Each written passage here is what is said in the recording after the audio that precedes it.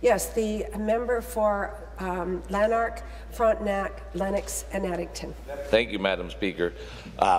It's too bad that the minister didn't give us a few more examples. He did have another 7 minutes left on the clock, and I would have been glad to hear some of those other examples had he had them available.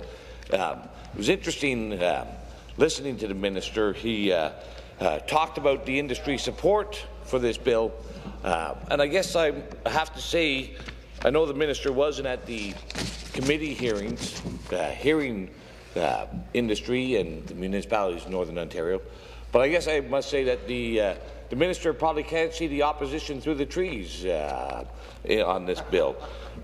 There certainly is significant opposition to this bill, and well-founded and well-justified opposition to this bill.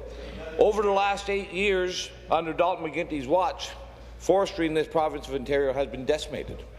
High hydro prices and over-regulation have contributed to the loss of over 60 timber mills and loss of over 40,000 forestry jobs.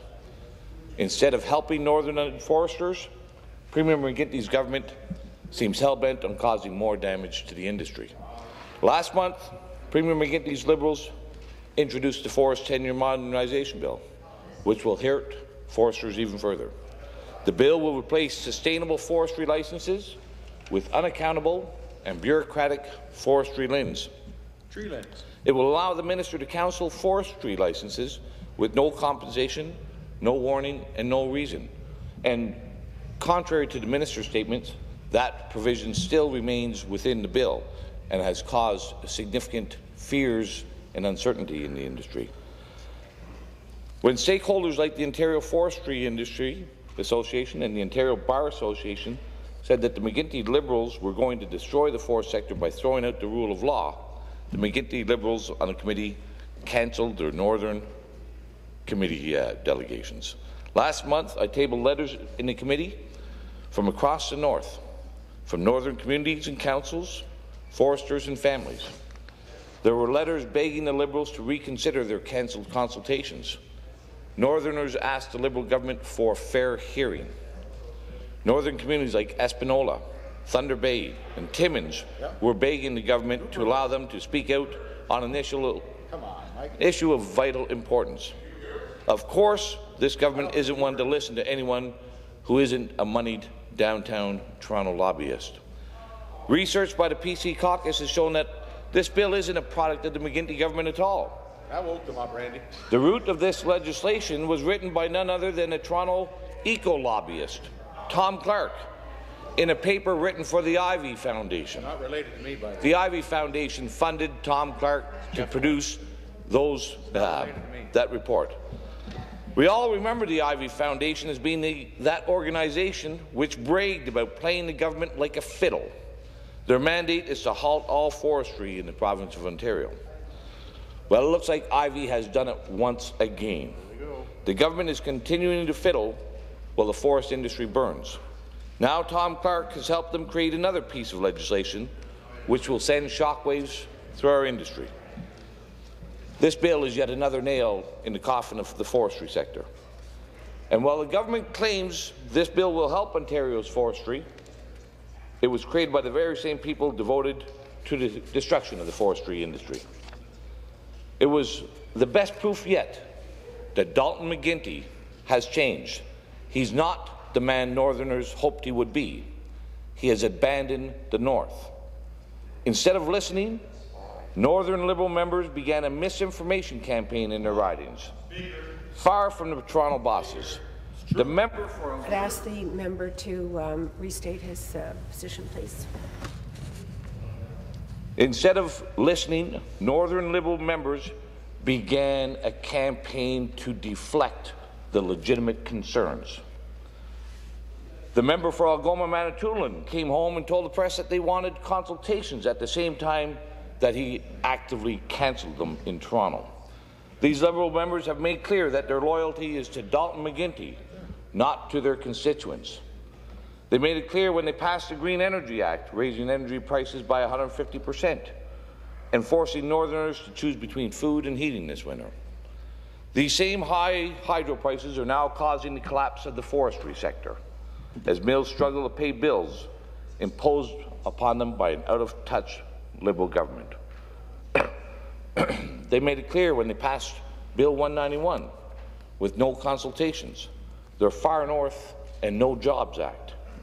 While listening to Northerners, the McGuinty Liberals have closed the North to all business and designated 50% of our province as off-limits for any development.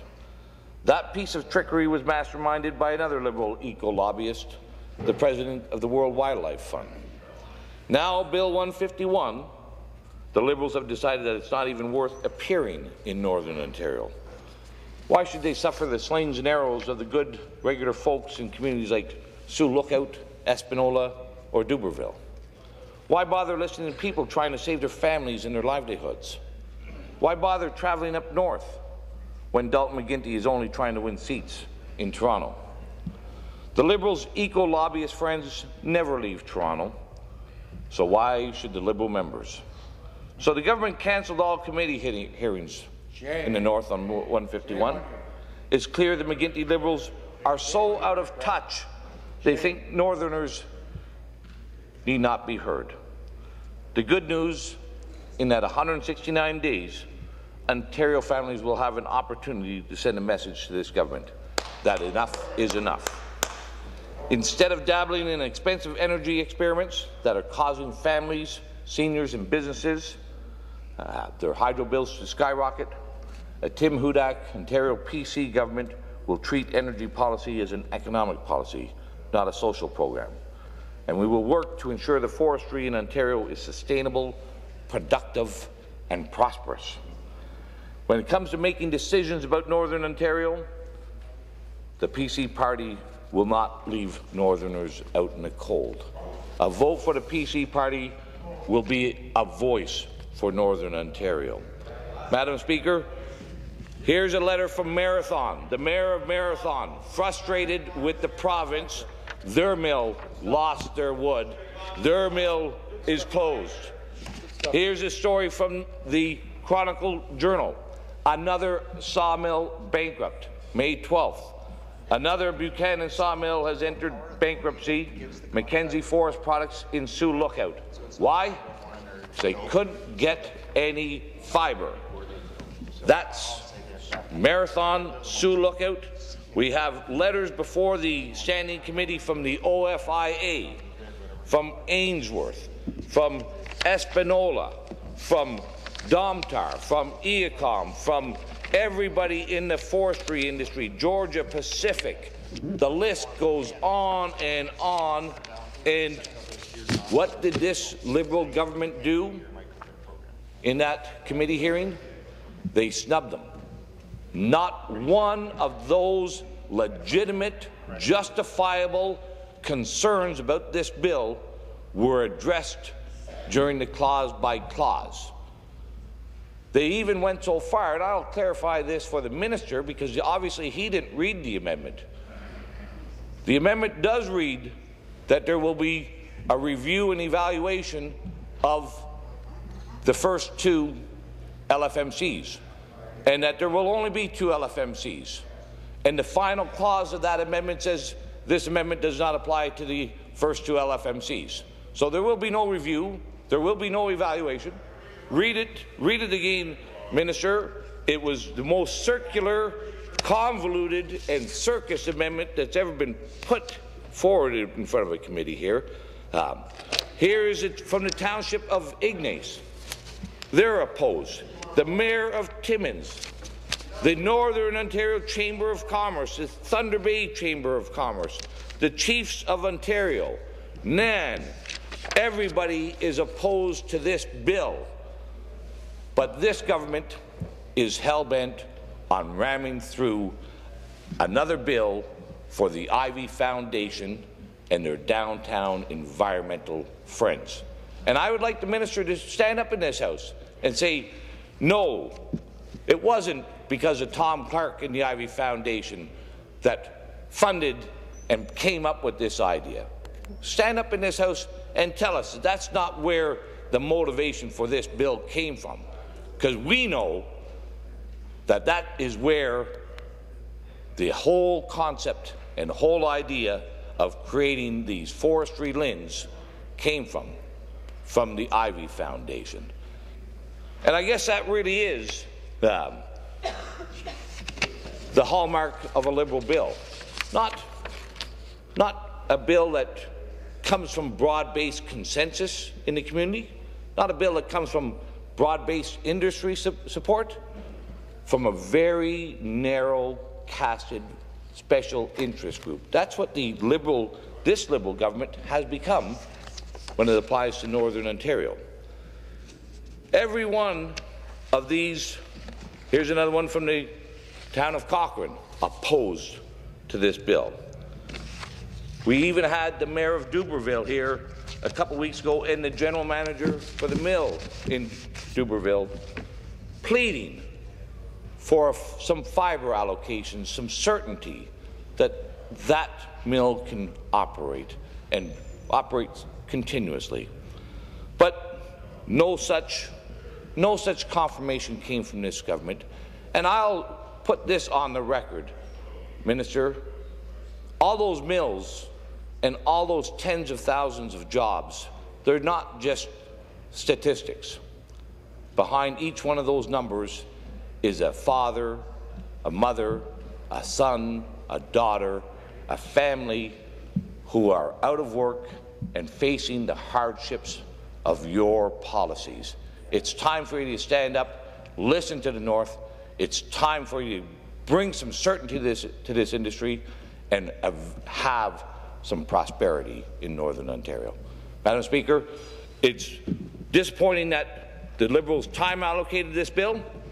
It's disappointing that they did not listen to those justifiable amendments, and it's disappointing for Northern Ontario that they will have to pick up the pieces and pay the consequences of the Ivy Foundation's relationship with the minister. Thank you. Further debate? The member from Leeds-Grenville.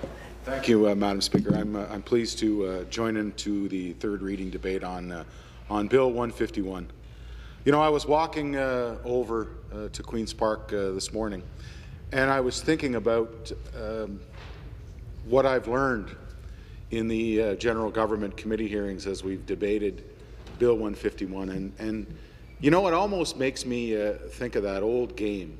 When I was a kid, I called it the shell game.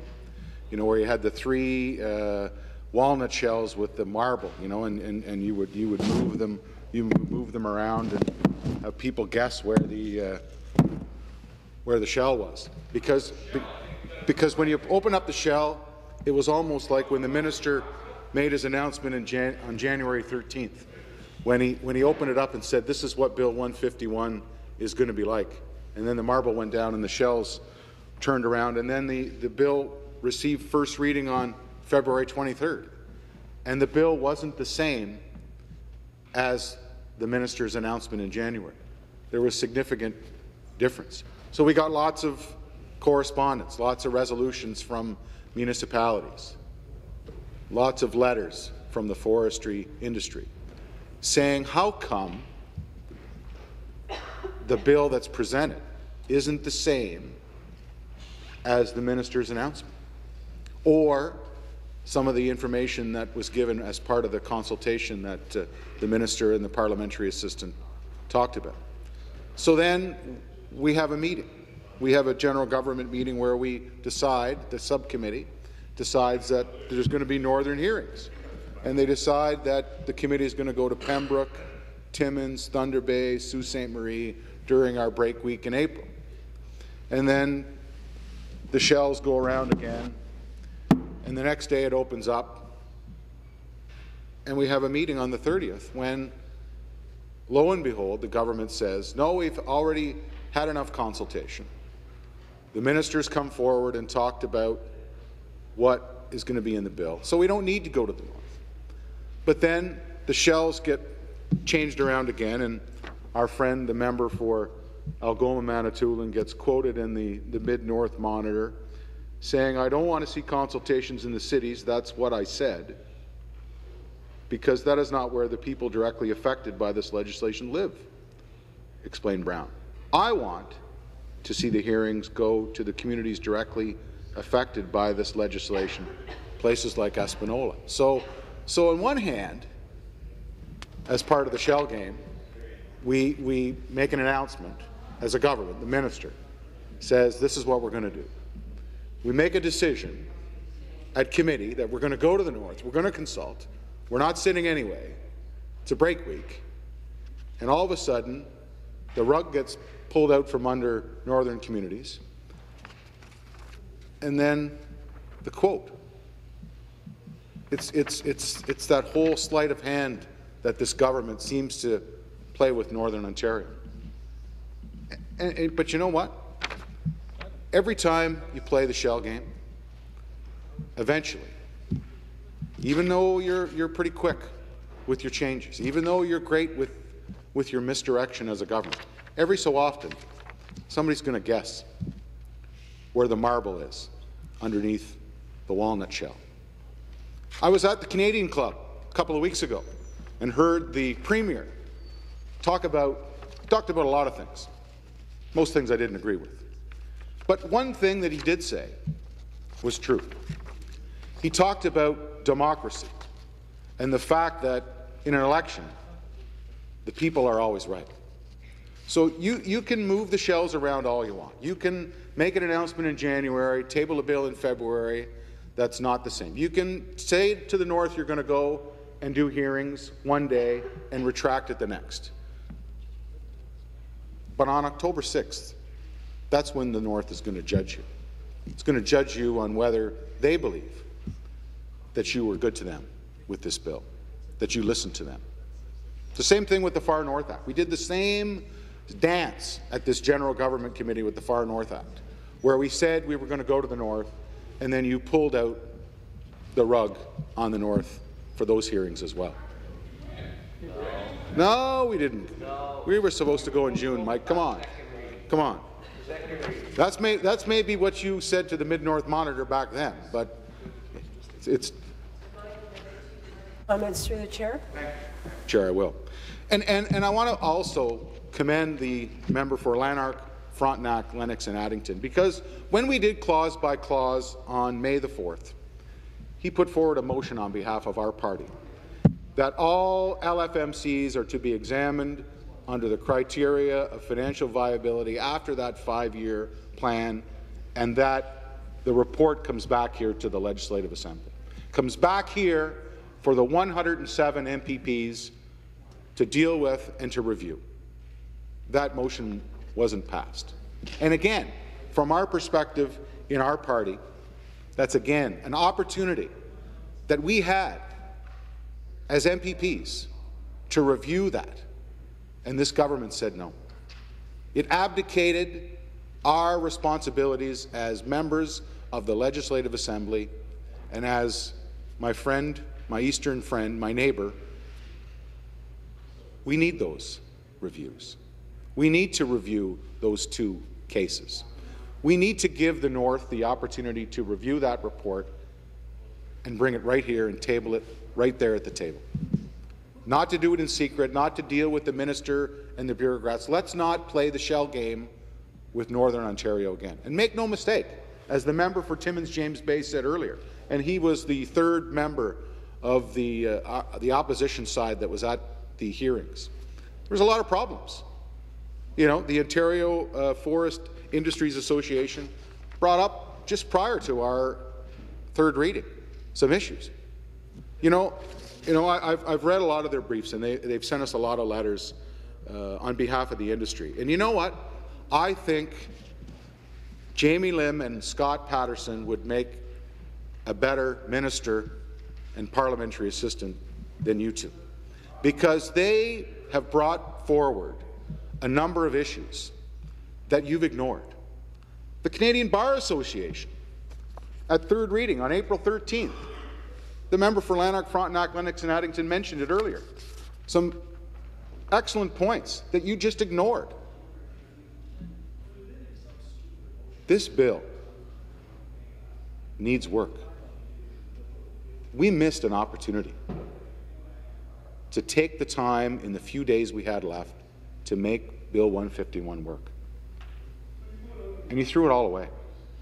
So on October 6th, people of the North, they will decide, Mike. They will.